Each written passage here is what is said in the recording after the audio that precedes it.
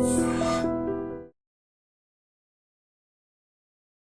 Hello నమస్తే, welcome back to ఐట్రీ media. ఈరోజు మనతో ఉన్నారు immigration consultant, H1B visa expert, అలాగే హైకోర్టు అడ్వకేట్ అయిన పృథ్వీ గారు. ముఖ్యంగా ట్రంప్ స్టూడెంట్ వీసా మీద తీసుకొస్తున్న లేటెస్ట్ అప్డేట్స్పై సార్తో మాట్లాడతాం.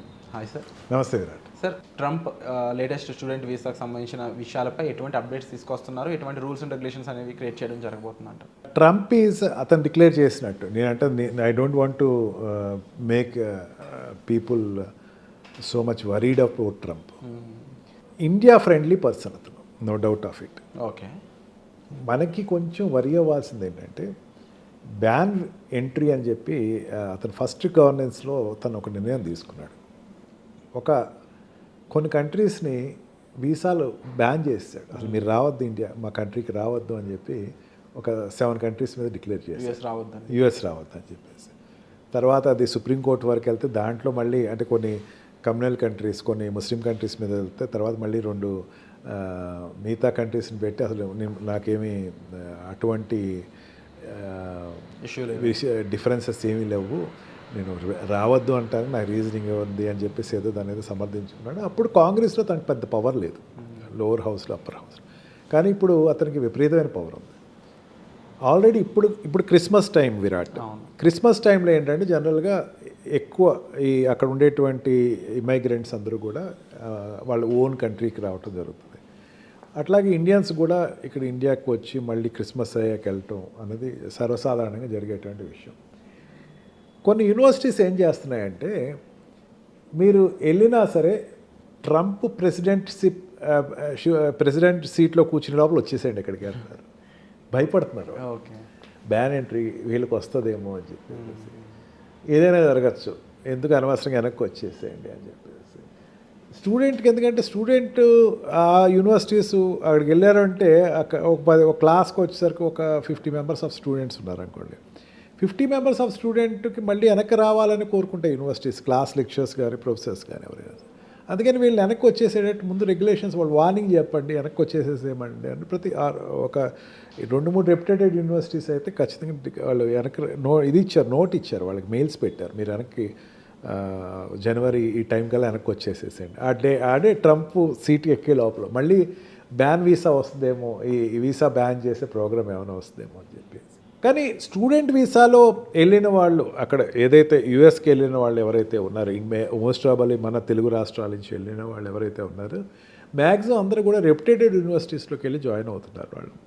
అండ్ మెయిన్ ఏంటంటే ఇండియన్స్ ఎక్కువ అక్కడ సెలెక్టివ్ ప్రాజెక్ట్స్లోకి వెళ్తారు, ఎక్కువ స్టెమ్ కోర్సెస్కి వెళ్తారు. అంటే నాన్ స్టెమ్ కోర్సెస్కి వెళ్ళేవాళ్ళు చాలా తక్కువ మంది ఉంటారు. అంటే ఈ science, technology and engineering, maths వీటిల్లో వెళ్ళే వాళ్ళు ఎక్కువ ఉంటారు. ఇంజనీర్స్ ఎక్కువ మంది వెళ్తారు, లేదా డాక్టర్స్ ఎక్కువ మంది వెళ్తారు. మిగతా ఫీల్డ్స్ నుంచి వెళ్ళేవాళ్ళు చాలా తక్కువ ఉంటారు.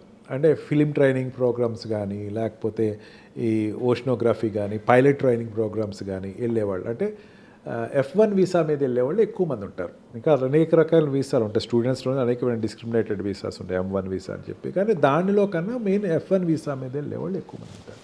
ఈ వెళ్ళే వాళ్ళకు ఇండియన్స్ మనకి ఒక 3 లక్షల మంది మన ఇండియన్స్ ఉంటే దాంట్లో ఆల్మోస్ట్ ఆల్ 70 to 80% ఈ స్టెమ్ ప్రోగ్రామ్స్లో వీళ్ళకి ఎటువంటి ప్రాబ్లం అయితే లేదు. ఈవెన్ ఇప్పుడున్న గవర్నెన్స్ కాదు, ఎప్పుడొచ్చినా గవర్నెన్స్ అయినా వీళ్ళతో అవసరం ఎప్పుడూ ఎక్కువే ఉంటుంది.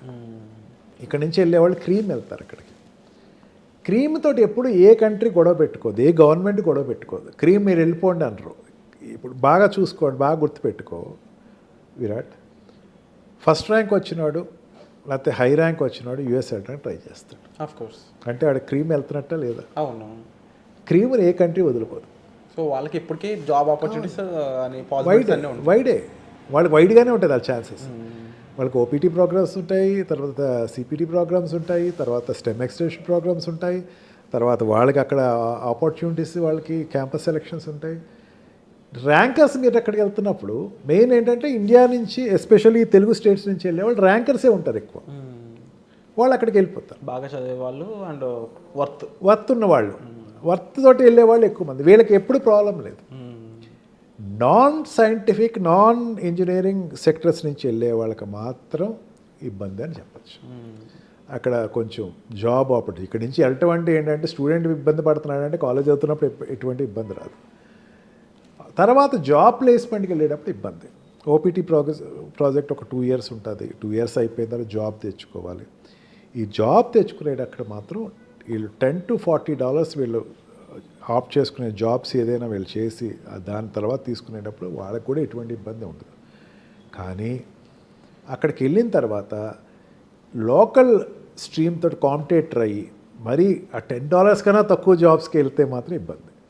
అండ్ మోర్ దాన్ $40కి వెళ్ళి జాబ్స్ చూస్తున్నా సరే అంటే మేనేజ్మెంట్ సెక్టర్స్లోనూ హై క్వాలిఫైడ్ జాబ్స్లోకి వెళ్ళే వాళ్ళకి ఇబ్బందే ఉంటుంది కొంచెం.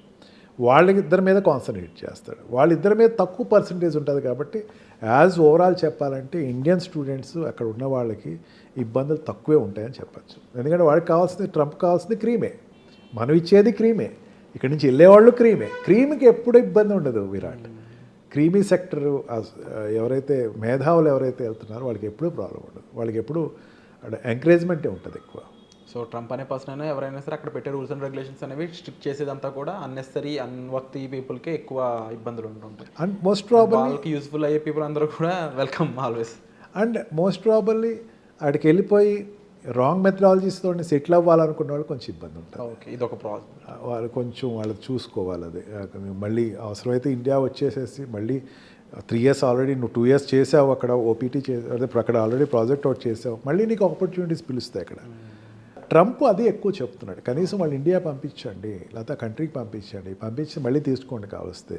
బట్ కంటిన్యూటీ అనేది ఆ ప్రాజెక్ట్ కంటిన్యూటీ చేయటం అనేది Trump is little against right. So ఓవరాల్గా డెఫినెట్లీ తన కంట్రీ కోసం తను చేస్తున్న పని అయితే మాత్రం క్లియర్గానే ఉంది. It's an appreciable job definitely. And నిజంగా అలాంటి డెసిషన్ తీసుకున్నప్పుడు మన సైడ్ నుంచి మనం వర్త్ ఉన్న వాళ్ళకైతే ఇబ్బంది లేదు కాబట్టి ఎవరైతే unnecessary thoughts just for the sake of name and fame మనం ప్రీవియస్ ఎపిసోడ్ డిస్కస్ చేసినట్టు అలాంటి వాళ్ళకి మాత్రం ఇబ్బందులు అనేవి ఉంటూ ఉంటాయి. బట్ అగైన్ ఈవెన్ దో జాగ్రత్తగా వెళ్ళిన వాళ్ళైనా కూడా ఎక్కువ అక్కడ గన్ కల్చర్ కానీ లేకపోతే ఈవెన్ కొంతమంది ఇండియన్స్కి అక్కడ థ్రెట్ ఉంది అక్కడ కొన్ని స్టేట్స్ ఉంటాయి. మనం ఎక్కువ వెళ్ళే వాళ్ళు ఏంటంటే కొన్ని కాలిఫోర్నియా అని ఫ్లోరిడా అని చెప్పి మనం సెలెక్టివ్ స్టేట్స్లో వెళ్తాం. ఈ టాప్ యూనివర్సిటీస్ కూడా సెలెక్టివ్ ఉండే స్టేట్స్లో ఉన్నాయి. మరీ కొంచెం ఈ మెక్సికో బార్డర్లో ఉండేటువంటి స్టేట్స్ కానీ కొంచెం అక్కడ ఉండేటువంటి బ్లాక్ వాళ్ళు ఉండేటువంటి జోన్స్లో కానీ కొంచెం ఆ స్టేట్స్లో థ్రెట్ ఉంటాయి. ఆ స్టేట్స్ వెళ్లకుండా మనం జాగ్రత్త పడగలిగితే మిసిబీ లాంటిది, అల్బామా పక్కన ఉండేటువంటి స్టేట్, ఇవన్నీ కొంచెం చూసుకుంటే సరిపోద్ది మనం. Wonderful sir. సో ఓవరాల్గా స్టూడెంట్స్కి సంబంధించిన అప్డేట్స్ ఏవైతే యూఎస్లో ముఖ్యంగా ఎవరైతే సర్వైవ్ అవుతూ ఉన్నారో ఈ విధంగా ఉన్నాయి. అండ్ యూఎస్లో సర్వైవల్ రేట్స్ సంబంధించి అండ్ అలాగే అక్కడ గన్ కల్చర్ గురించి అండ్ అక్కడ సిచ్యువేషన్స్ ఫేస్ చేయలేనంత ఇబ్బందిగా ఉన్నప్పుడు అక్కడ ఎంబసీతో ఎలాంటి హెల్ప్ తీసుకోవాలి. అండ్ మీకు ఇంకా ఎటువంటి డౌట్స్ ఉన్నా సరే వాటిని షేర్ చేసుకోవడానికి డిస్ప్లే అవుతున్న నెంబర్స్ కాల్ చేసి సార్తో మీరు మాట్లాడవచ్చు. అండ్ ఎటువంటి కామెంట్స్లో అయినా సరే మీరు తెలుసుకోవాల్సిన కాన్సెప్ట్స్ గురించి మెన్షన్ చేసినట్లయితే వాటి గురించి సార్తో మనం డిస్కస్ చేసే అవకాశం వచ్చే ఎపిసోడ్లో ఉంటుంది. సో వచ్చే ఎపిసోడ్లో మళ్ళీ కలుద్దాం. Thank you so much sir. Thank you.